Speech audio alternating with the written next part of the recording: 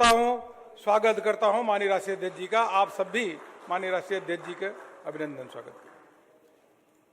भारत सरकार के केंद्रीय मंत्री और राष्ट्रीय पदाधिकारी भी हैं, उसके साथ कार्यकर्ता भी हैं, उनका भी हार्दिक अभिनंदन करता हूं। और देश के कोने कोने में प्रदेश कार्यालय पे, जिला कार्यालय पे, मंडलों को बूथ तक कार्यकर्ता एकत्रित हुए हैं स्थापना दिवस को मनाने के लिए। हम सबके नेता, विश्व के सबसे लोकप्रिय नेता माननीय प्रधानमंत्री जी को सुनने के लिए कार्यकर्ता एकत्रित हुए हैं। हमारे राष्ट्रीय अध्यक्ष को सुनने के लिए एकत्रित हुए हैं स्थापना दिवस के अवसर पे। उन सारे कार्यकर्ताओं को मैं भारतीय जनता पार्टी के मुख्यालय से हार्दिक अभिनंदन करता हूं और साथ में ही ढेर सारी बधाई देता हूं पार्टी के स्थापना दिवस के अवसर पे। अब मैं सीधे निवेदन करूंगा। माननीय राष्ट्रीय अध्यक्ष जी लगातार प्रवास पे थे, 5 राज्यों के चुनाव चल रहे हैं और हम सबको यह पूरा विश्वास है कि माननीय राष्ट्रीय अध्यक्ष के नेतृत्व में हजारों की संख्या में कार्यकर्ता अथक प्रयत्न और मेहनत कर रहे हैं। और यह पूरा विश्वास है कि माननीय प्रधानमंत्री जी के नेतृत्व में हम इन 5 राज्यों में भारतीय जनता पार्टी को अच्छी सफलता प्राप्त होगी। पश्चिम बंगाल में सरकार बनाएंगे, असम में सरकार बनाएंगे, तमिलनाडु केरल में भी एनडीए की सरकार बनेगी और पुडुचेरी में बनेगी, यह हमें पूरा विश्वास है। अब मैं सीधे माननीय राष्ट्रीय अध्यक्ष से निवेदन करूंगा कि देश भर के कार्यकर्ताओं को संबोधित करें। माननीय राष्ट्रीय अध्यक्ष जी।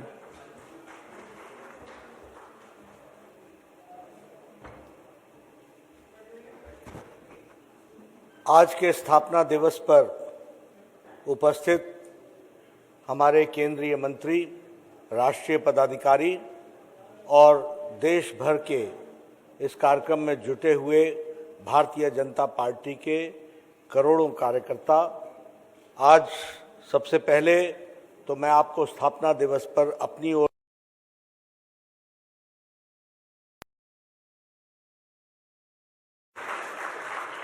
1980 में भारतीय जनता पार्टी की आज के दिन स्थापना हुई थी और 41वां स्थापना दिवस हम सब मनाने वाले हैं। हमारे यशस्वी प्रधानमंत्री और भारतीय जनता पार्टी और देश के वरिष्ठ नेता और सबसे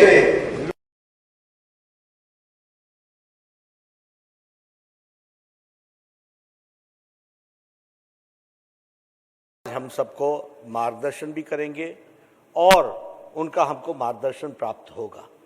मैं अपनी ओर से और आप सब की ओर से और करोड़ों कार्यकर्ता की ओर से उनका हार्दिक अभिनंदन करता हूं, स्वागत करता हूं। हम सब जानते हैं कि इस पार्टी को पंडित दीनदयाल उपाध्याय, श्यामा प्रसाद मुखर्जी, सुंदर सिंह भंडारी जी, कुशाभाऊ ठाकरे जी, अटल बिहारी वाजपेयी जी, लाल कृष्ण आडवाणी जी ने पूरी ताकत के साथ इस पार्टी को सींचा और इतना बड़ा किया। और सबसे हम सबके सौभाग्य की बात है 303 तक की यात्रा, 2 सांसदों से 303 सांसदों की यात्रा आदरणीय मोदी जी के नेतृत्व में हम सबको प्राप्त हुई है और 12 राज्यों में हमारी विशुद्ध भारतीय जनता पार्टी की सरकार बनी है। उसी तरीके से वैचारिक पृष्ठभूमि पर देखा जाए तो एकात्म मानववाद से शुरू करके अंत्योदय से होते हुए सबका साथ, सबका विकास, सबका विश्वास, ये लेते हुए भारतीय जनता पार्टी आज आगे बढ़ रही है। फिर चाहे जो कार्यक्रम गरीबों के लिए प्रधानमंत्री जी ने लिए, स्वच्छता अभियान, उजाला, उज्ज्वला, सौभाग्य योजना, जनधन योजना, आयुष्मान भारत, ये सारी योजनाओं ने भारत की उनके नेतृत्व में तस्वीर और तकदीर बदली है, यह हम सब लोग जानते हैं। और भारतीय जनता पार्टी आज 18 करोड़ सदस्यों की पार्टी बनी है, दुनिया की सबसे बड़ी पार्टी बनी है आज स्थापना दिवस पर। मित्रों, आपके और प्रधानमंत्री जी के बीच में ज्यादा देर न रहते हुए मैं आपको बधाई देना चाहता हूं कि भारतीय जनता पार्टी सिर्फ राजनीतिक दल ही नहीं है, इसका सामाजिक आयाम भी है। और कोरोना के दौरान भारतीय जनता पार्टी के लाखों कार्यकर्ताओं ने समाज की जिस तरीके से सेवा की, अगर प्रधानमंत्री जी ने इस संक्रमण काल में दुनिया में एक मिसाल कायम की, जब पाश्चात्य देश कोरोना से लड़ते हुए, संक्रमण से लड़ते हुए, लड़खड़ाते हुए दिखे, तो 130 करोड़ का देश प्रधानमंत्री जी के नेतृत्व में पूरी ताकत के साथ आगे बढ़ा और उनके नेतृत्व में 130 करोड़ लोगों की जान को बचाने में उनका नेतृत्व काम आया, ये हम जानते हैं। आज पहले हम वैक्सीन मांगा करते थे, आज हम 2 वैक्सीन भारत के इंडिजिनस बनी है और जहां HCQ और पैरासीटामोल हमने 150 देशों को प्रधानमंत्री जी के नेतृत्व में दिया, वहीं 72 देशों को आज हम वैक्सीन भी दे रहे हैं और देश के लोगों को भी हम वैक्सीन दे रहे हैं।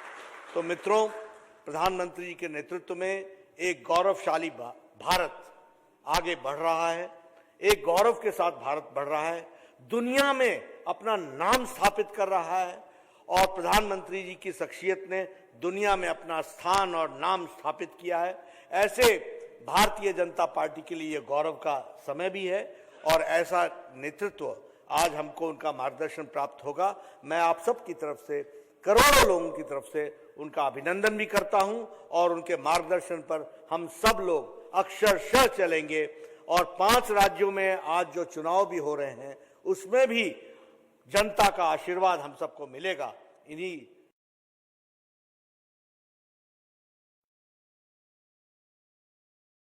दर्शन प्राप्त होगा, अक्षरशः हम उसको आगे आत्मसात करके चलेंगे और हम ही नहीं, करोड़ों कार्यकर्ता भारतीय जनता पार्टी के उसको आत्मसात करके चलेंगे। पुनः आप सब भाग्यशाली हैं कि प्रधानमंत्री जी का उद्बोधन अब हम सबको प्राप्त होगा। देश के करोड़ों कार्यकर्ता आज जुड़े हुए हैं और माननीय प्रधानमंत्री जी का सदैव संगठन के कार्यकर्ताओं को प्रेरणादायक उद्बोधन मिलता है और कार्यकर्ता उसके आधार पे संगठन के काम को लगातार गति देते हैं और सर्वस्पर्शी सर्वव्यापी भाजपा बनाने के लिए जुड़े हैं।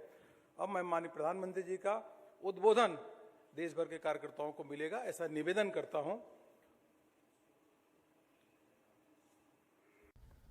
नमस्कार।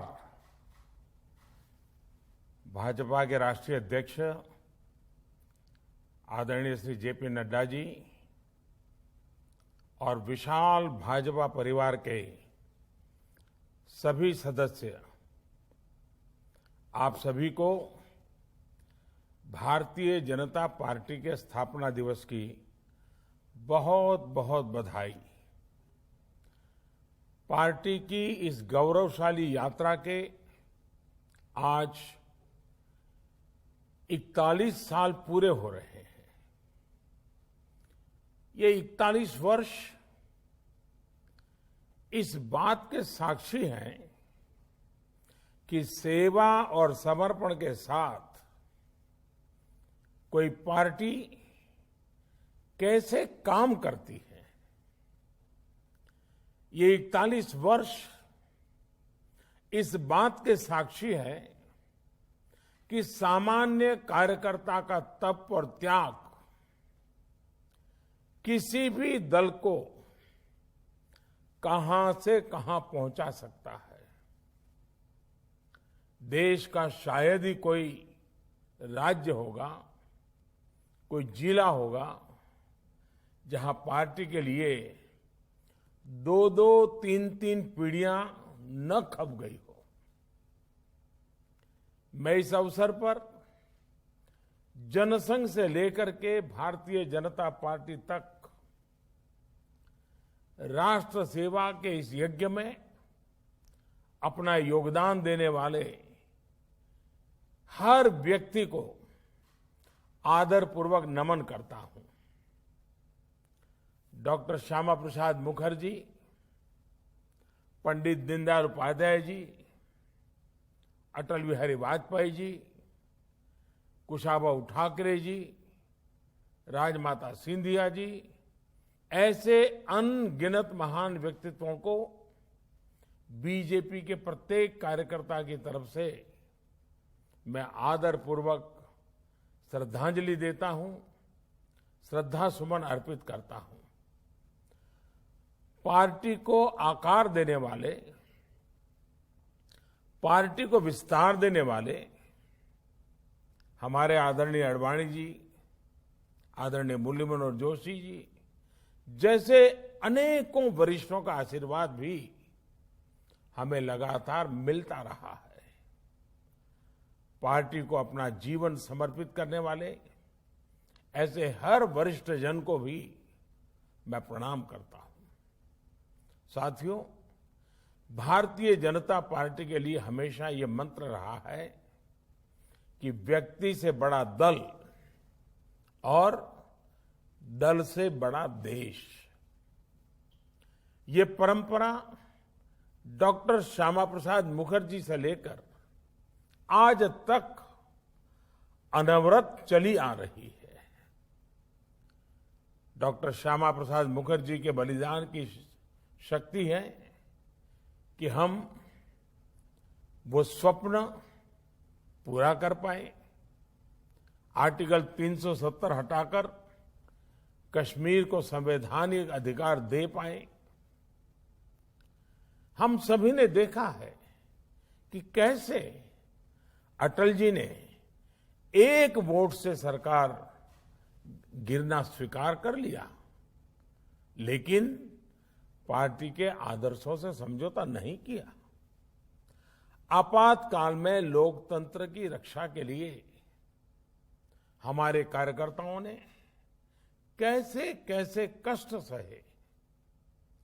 लोकतांत्रिक नैतिकता के कैसे कैसे उदाहरण दिए। हमारे देश में राजनीतिक स्वार्थ के लिए दलों के टूटने के अनेकों उदाहरण हैं, लेकिन देश हित में लोकतंत्र के लिए दल के विलय की घटनाएं शायद ही कहीं नजर मिलेगी। भारतीय जनसंघ ने ये करके दिखाया था। जनसंघ से लेकर अभी तक ये तपस्या हमारे कार्यकर्ताओं के लिए बहुत बड़ी प्रेरणा है। साथियों, पिछले साल कोरोना ने पूरे देश के सामने एक अभूतपूर्व संकट खड़ा कर दिया था। तब आप सब अपना सुख दुख भूलकर देशवासियों की सेवा में लगे रहे। आपने सेवा ही संगठन का संकल्प लिया और उसके लिए आप डटे रहे, लगे रहे और लोगों की सेवा करते रहे। जो काम आप गांव-गांव में, शहरों में कर रहे थे, घर घर पहुंच रहे थे, वैसा ही कुछ काम अंत्योदय की प्रेरणा से भाजपा की सरकारें, चाहे केंद्र हो या राज्य हो, अपना दायित्व निभाती रही।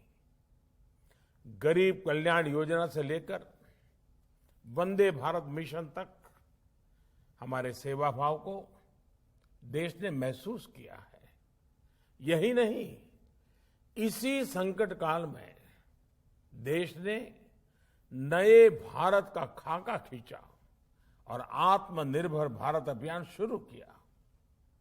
आज आत्मनिर्भर भारत अभियान गांव गरीब का, किसान का, मजदूर का, दलित का, वंचित का, महिलाओं का, युवाओं का, हर किसी का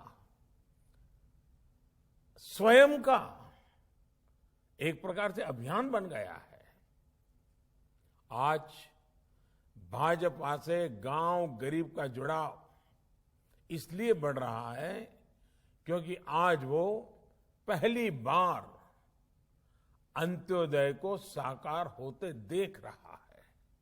21वीं सदी में जिन युवाओं ने जन्म लिया है, वे आज भारतीय जनता पार्टी के साथ है, भाजपा की नीतियां, भाजपा के प्रयासों के साथ है।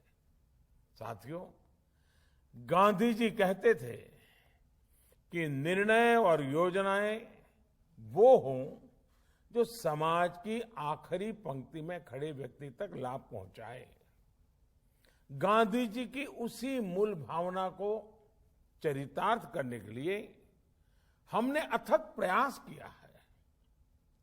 लास्ट माइल डिलीवरी हमारे यहां कहा जाता था, लेकिन आज देश का सामान्य मानवी लास्ट माइल डिलीवरी को साक्षात अनुभव कर रहा है। देश के हर गरीब के पास बैंक अकाउंट हो, देश के हर गरीब के पास पक्की छत हो, देश के हर गरीब को शौचालय की सुविधा मिले, हर रसोई में गैस कनेक्शन हो, हर घर में बिजली कनेक्शन हो, हर गरीब को इलाज की सुविधा हो, हर गांव में ऑप्टिकल फाइबर हो। ऐसी अनगिनत बातें जो समाज के आखिरी व्यक्ति हो या देश का आखिरी इलाका हो, इसके लिए भाजपा सरकारें चाहे केंद्र हो या राज्य में हो, हम सब मिलकर के दिन रात मेहनत की है, अपने लक्ष्यों को पाकर दिखाया है। और इन निर्णयों को, इन योजनाओं के शुरू करने के पीछे सबसे बड़ी वजह यही है कि हम संगठन में रहते हुए भी ऐसे ही कार्य करते करते करते आगे बढ़ रहे हैं। इसलिए जब सरकार में आते हैं तो और तेज गति से इस दिशा में काम करते हैं।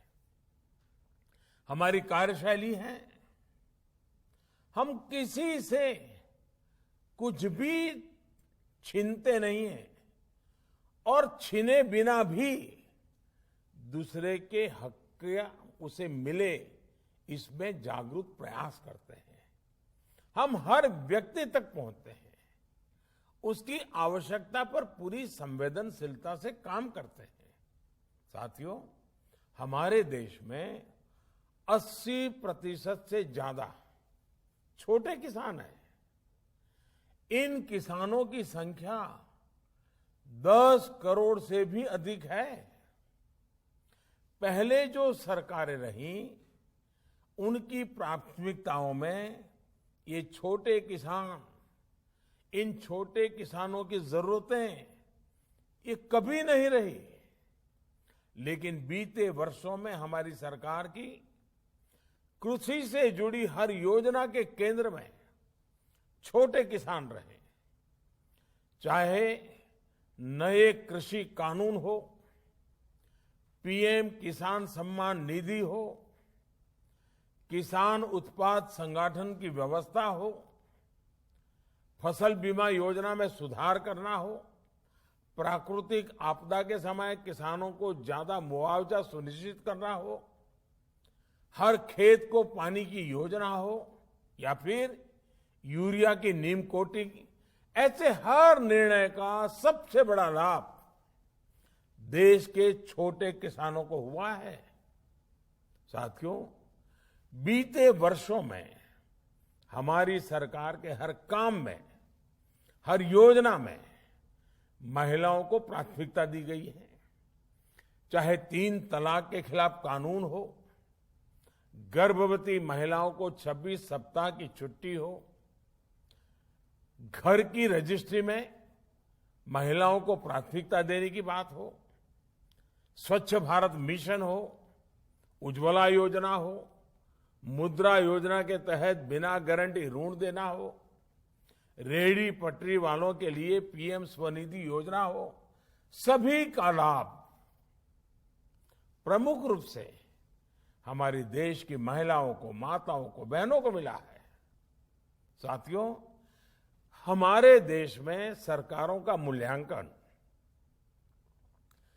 सरकार की शक्ति का आकलन, सरकार के परफॉर्मेंस की बातें ज्यादातर कौन सरकार कितनी बड़ी घोषणा करती रही है उसके ही आसपास रही है। लेकिन पहली बार ये मानदंड बदल रहे हैं, अवधारणा बदली है। हमारी सरकार का मूल्यांकन उसके डिलीवरी सिस्टम से हो रहा है। नीतियां भी, नियत भी और आखिरी इंसान तक उस निर्णय को पहुंचाना, उस सुविधा को पहुंचाना, हकदार को हक पहुंचाना, ये हमारी सरकार की विशेषता रही है। ये देश में सरकारों के कामकाज का नया मूल मंत्र रहा है। बावजूद इसके दुर्भाग्य ये है कि भाजपा अगर चुनाव जीते तो इसे चुनाव जीतने की मशीन कहा जाता है, लेकिन दूसरे जब चुनाव जीतते हैं तो पार्टी की वाहवाही, नेताओं की वाहवाही, न जाने क्या क्या कहा जाता है। इस तरह के दो मापदंड हम देख रहे हैं।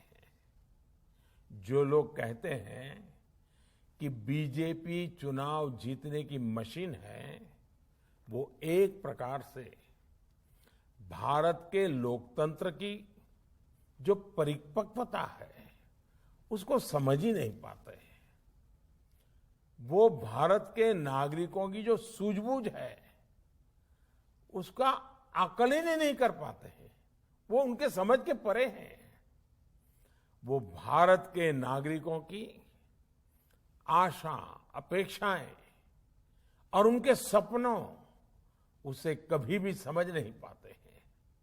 सच्चाई ये है कि बीजेपी चुनाव जीतने की मशीन नहीं, देश और देशवासियों का दिल जीतने वाला एक अविरल, अनवरत अभियान है।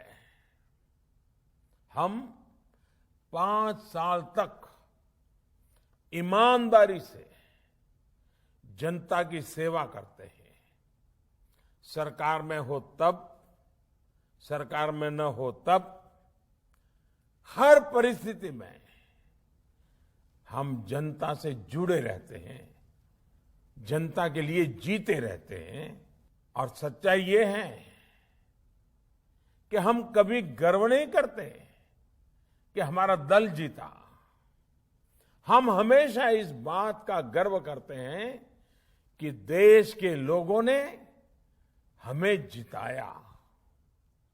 साथियों, अंग्रेजी में एक कहावत होती है, टिप ऑफ द आइसबर्ग। हमारी पार्टी में भी एक टिप ऑफ द आइसबर्ग है। ये अखबारों में, टीवी पर दिखता है, लेकिन इनकी संख्या बहुत ज्यादा नहीं है।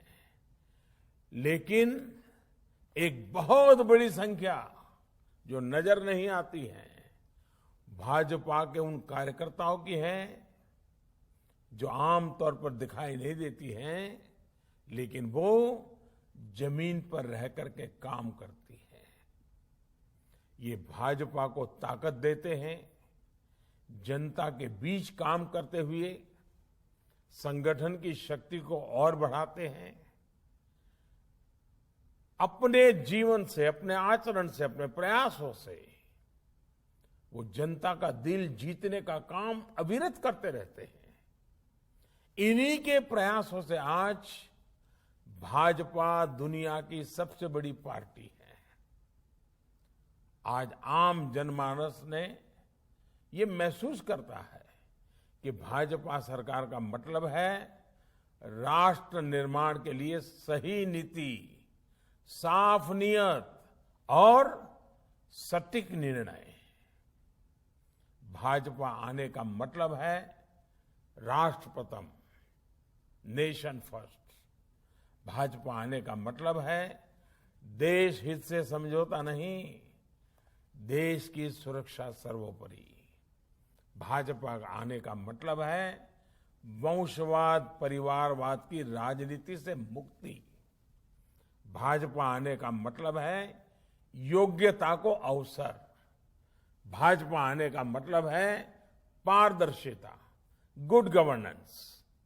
भाजपा यानी सबका साथ, सबका विकास, सबका विश्वास।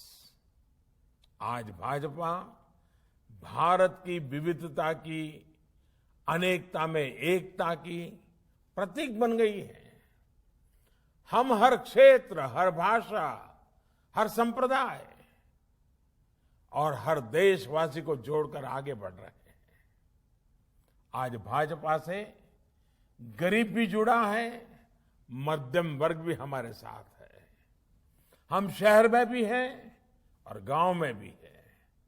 बीजेपी आज नेशनल इंटरेस्ट की भी पार्टी है और क्षेत्रीय आकांक्षाओं की भी पार्टी है। साथियों, हमारे जो संस्कार है, हम राजनीतिक छुआछूत में विश्वास नहीं करते हैं। इसलिए हम सरदार पटेल को समर्पित स्टैच्यू ऑफ यूनिटी बनाकर गर्व महसूस करते हैं। इसलिए हम बाबा साहब आम्बेडकर के लिए पंच तीर्थ का निर्माण कर गर्व करते हैं। हम खुले दिल से भाजपा के घोर विरोधी रहे व्यक्तियों का भी सम्मान करते हैं, उन्हें सम्मान देते हैं। भारत रत्न से लेकर पद्म पुरस्कार इसका उदाहरण है। पद्म पुरस्कारों में हमने जो बदलाव किए हैं वो तो अपने आप में पूरी एक गाथा है। वो तस्वीर कौन भूल सकता है और उस तस्वीर को देख करके कौन भावुक नहीं हो सकता था। जब पैर में जूते नहीं होते हैं और कोई वृद्ध मां राष्ट्रपति के हाथों सम्मान प्राप्त करती है, ऐसा हम कैसे कर पाते हैं। अननोन लोगों को, जिनके कार्य को पहचानना और इतने बड़े सम्मान से उनको जोड़ना, क्योंकि हम जड़ों से जुड़े रहते हैं, क्योंकि हम जमीन से जुड़े रहते हैं। पद्म पुरस्कार सरकार का निर्णय तो है ही, लेकिन इस निर्णय के पीछे भाजपा की कार्यशैली और भाजपा के संस्कार है।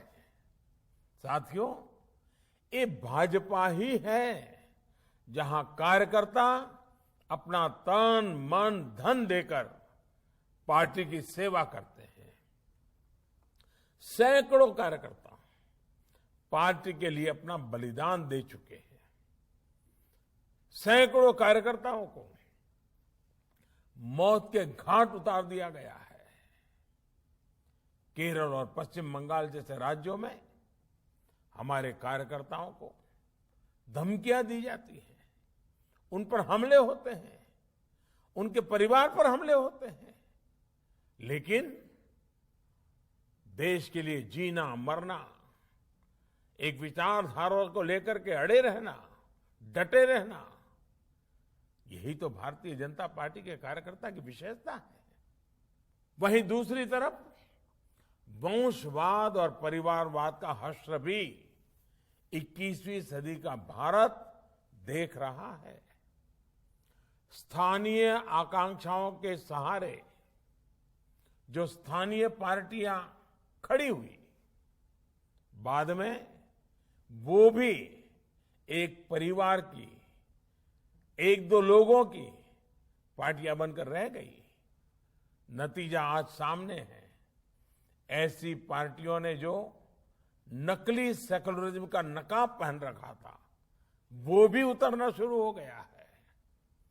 सेकुलरिज्म का हमारे यहां मतलब बना दिया गया है कि कुछ ही लोगों के लिए योजनाएं, कुछ ही लोगों के लिए फेवर, वोट बैंक के हिसाब से नीतियां। जो सबके लिए योजना बनाता है, सबके अधिकार की बात करता हो, सबके लिए काम करता हो, उसे ये लोग कम्युनल कहते कहते थकते नहीं है। लेकिन सबका साथ, सबका विकास, सबका विश्वास के मंत्र ने आज इन परिभाषाओं को बदलना शुरू कर दिया है। साथियों, आज इस अवसर पर मैं बीजेपी के प्रत्येक कार्यकर्ता का ध्यान एक बहुत ही गंभीर चुनौती की तरफ भी ले जाना चाहता हूं। आपने देखा होगा, एक ऐसे प्रकार का सिलसिला शुरू हुआ है, एक नई प्रकार की व्यूहरचना सार्वजनिक जीवन में आई है। और क्या है? आज गलत नैरेटिव बनाए जाते हैं। कभी सीए को लेकर, कभी कृषि कानूनों को लेकर, कभी लेबर लॉ को लेकर। बीजेपी के प्रत्येक कार्यकर्ता को समझना होगा कि इसके पीछे सोची समझी राजनीति है। ये एक बहुत बड़ा षड्यंत्र है। इसका मतलब है देश में राजनीतिक अस्थिरता पैदा करना। इसलिए देश में तरह तरह की अफवाहें फैलाई जाती हैं, भ्रम फैलाए जाते हैं, झूठ फैलाया जाता है, काल्पनिक भय की मायाजाल खड़ी कर दी जाती है। कभी कहा जाता है कि संविधान बदल दिया जाएगा, कभी कहा जाता है आरक्षण समाप्त कर दिया जाएगा, कभी कहा जाता है नागरिकता छीन ली जाएगी, कभी कहा जाता है किसानों की जमीन छीन ली जाएगी। ये सब कोरे झूठ होते हैं, लेकिन कुछ लोगों और संगठनों द्वारा इन्हें तेजी से फैलाया जाता है। हमें इस विषय में बहुत अधिक चौकन्ना रहने की जरूरत है। हमें बहुत जानकारी के साथ देशवासियों के बीच जाते रहना होगा, उन्हें जागरूक करते रहना होगा। ये काम कुछ लोग जो ये अफवाहें फैलाने का काम करते हैं, नैरेटिव बदलने का काम करते हैं, काल्पनिक भय खड़ा करते हैं, ये जो कुछ लोग हैं ज्यादातर तो वो हैं जो अपनी पराजय को स्वीकार न कर पाने की वजह से करते रहते हैं। कुछ लोग अपने राजनीतिक स्वार्थ की वजह से करते हैं। कुछ लोगों की भाजपा से जन्मजात दुश्मनी है इसलिए करते हैं। लेकिन ये लोग ऐसे कार्य कर रहे हैं जो देश को बहुत लंबे समय तक नुकसान पहुंचाएगा। इसलिए बीजेपी के हर कार्यकर्ता को सतर्क रहना है। इन लोगों की सच्चाई से देश की जनता को सावधान करते रहना होगा। साथियों, हमारे शास्त्रों में कहा गया है, भवन्ति नम्राः तरव फल उद्यमय। अर्थात जब फल आते हैं तो वृक्ष झुक जाते हैं। यही मंत्र हमारे संगठन और पार्टी का भी है। हमें सत्ता सफलता के साथ और नम्र होते रहना है, और नम्र होना है, और सरल होना है। हमारे लिए सफलता का अर्थ है नए संकल्पों की शुरुआत। हम कैसे देश के लिए कुछ नया कर सकते हैं, कैसे देश के प्रयासों का हिस्सा बन सकते हैं, इस दिशा में लगातार सोचना है। साथियों, आज जब देश आजादी के 75 साल पूरे करने जा रहा है तो हमारी ये जिम्मेदारी और भी बड़ी हो जाती है। हमें अमृत महोत्सव को भी देश के प्रत्येक नागरिक तक लेकर जाना है, हर नागरिक को जोड़ना है। आजादी का अमृत महोत्सव अगले 25 वर्षों के लिए देश के लक्ष्य तय करने का अवसर भी है। देश के इन लक्ष्यों को पूरा करने में बहुत बड़ी भूमिका भाजपा, उसके कोटि कोटि कार्यकर्ता, उन्होंने विशेष रूप से निभानी ही चाहिए।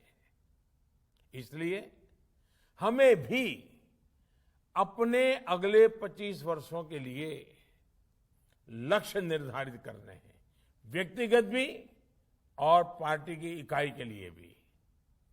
हमारी पार्टी के भविष्य को, इन लक्ष्यों को पूरा करने की बड़ी जिम्मेदारी हमारे युवा कार्यकर्ताओं पर होगी।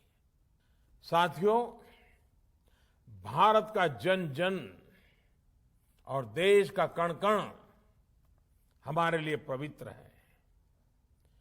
उनकी सेवा हमारे लिए राष्ट्र सेवा है। सत्ता हमारे लिए इस पवित्र राष्ट्र सेवा का एक माध्यम है। पद हमारे लिए परिश्रम की पराकाष्ठा करने का दायित्व है। और हमारे लिए भाजपा कार्यकर्ता होना सिर्फ 2 शब्द नहीं है, ये हमारा जीवन मंत्र है। साथियों, अपनी बात समाप्त करने से पहले एक और बात आप सभी को पता है कि कल शाम को यानी कि 7 अप्रैल को शाम 7 बजे मैं परीक्षा पे चर्चा करूंगा। आप सभी इस चर्चा का हिस्सा बने।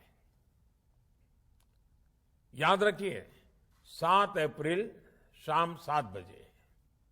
और मैं चाहूंगा अधिक से अधिक परिवार, अधिक से अधिक विद्यार्थी मित्र इस संवाद में जरूर जुड़े और उनसे भी मुझे कुछ फीडबैक मिले।